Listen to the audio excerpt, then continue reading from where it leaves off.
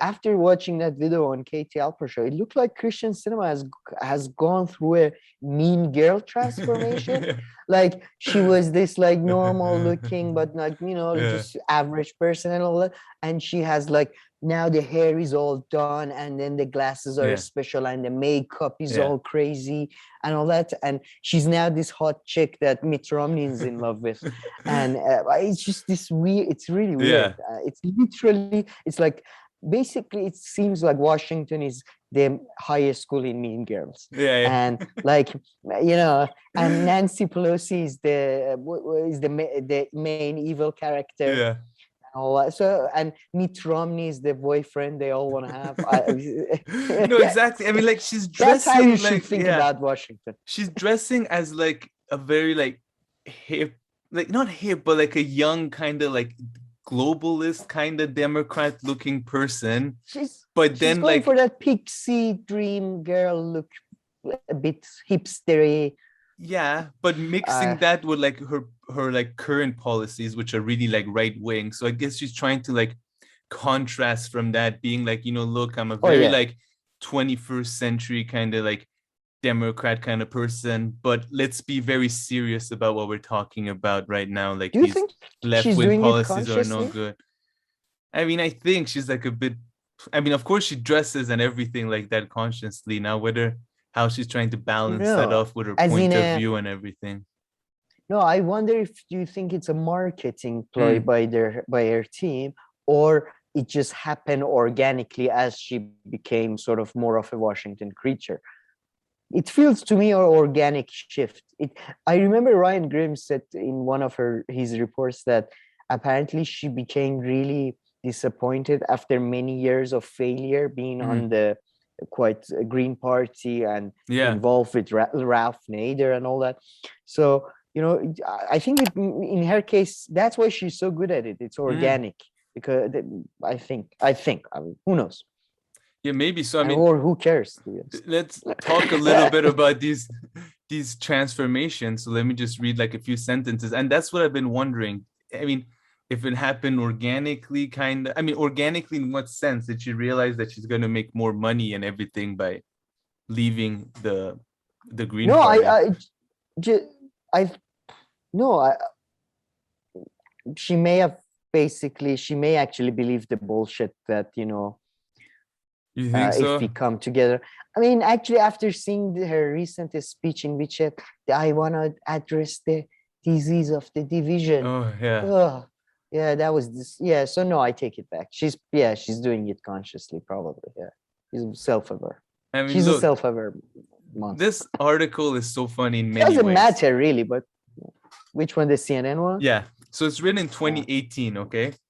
The headline is Kyrsten Sinema's anti-war activist pass under scrutiny as she runs for Senate. So the first fine thing with the headline is that the good stuff that she did in the It's past bad. is coming to bite her in the ass Yeah. now. But of course it didn't. But yeah, it starts, Democratic Representative Kyrsten Sinema past ties to far left groups are resurfing as she campaigns to win Arizona's Senate race against her Republican opponent.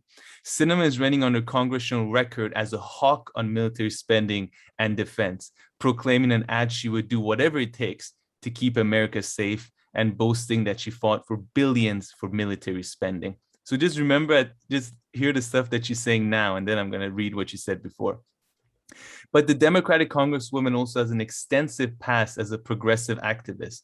Her events and associations in opposing the wars in Iraq and Afghanistan and her early years as a Democratic lawmaker in Arizona frequently brought her into contact with the left-wing fringe. Fringe, Fringe, frankly. yeah, exactly. Sinema, a former Green Party spokeswoman in Arizona, who at the age of 25 in 2001 and 2002 ran and lost races for local offices as an independent. She had moved to Arizona in 1995 and worked as a social worker. This part, I don't understand why it says she moved to Arizona in 1995. On her Wikipedia, it says she was born there. When George Bush was elected Maybe president, she moved back. yeah, Sinema quickly began to make a name of herself in the state with left-wing activism. In the run-up to the wars in Iraq and Afghanistan, Sinema, then a law student at Arizona State University, was a frequent organizer of anti-war rallies, organizing 15 by the start of the Iraq War. So, very active, not just taking part. Sinema would later boast on a progressive message board in 2006 of her opposition to Afghanistan from the start and continued opposition, saying she opposed wars in all forms.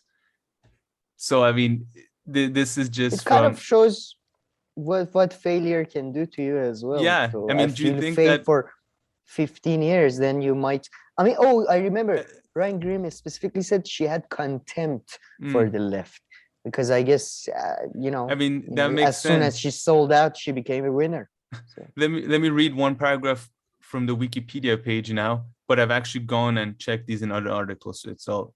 In 2000, Sinema worked on Ralph Nader's presidential campaign. In 2001, 2002, she ran for local elected offices independent and lost to Green. In 2002, the Arizona Republic published a letter from Sinema criticizing capitalism.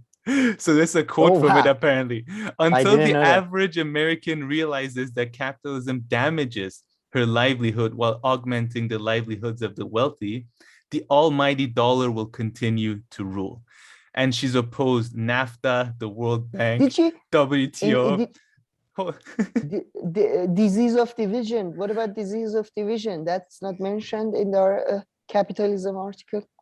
Well, that came 17 years later. Disappointing. Listen to this line. While in the Green Party, Sinema was local spokesperson, working to repeal the death penalty and organizing anti-war protests. So it all kind of adds up with the stuff. And so, I mean, I assume she must still be anti-death penalty. I hope at least she kept that one.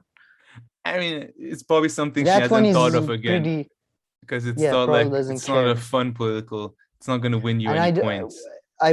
She's a senator for which state? Arizona. So, and apparently she's the first Democratic senator from Arizona. So I mean, but that's interesting. That's very. But man, the shift is insane. But yeah, what do you think? What's the route for you? It's just not having achieved anything, unfortunately. I don't know. She's been bought off one way or another, and in the end, who cares? Like the results are the same. But it's interesting. You see this trend globally. I think that two-party systems, at least, or like places where I think two political forces. It's just. There is news we're going to discuss later that the Tory MP just defected to the Labour.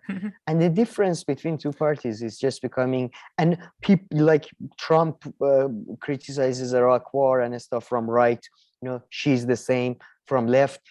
They both go into this meat grinder and come out the same sausage. So. Yeah.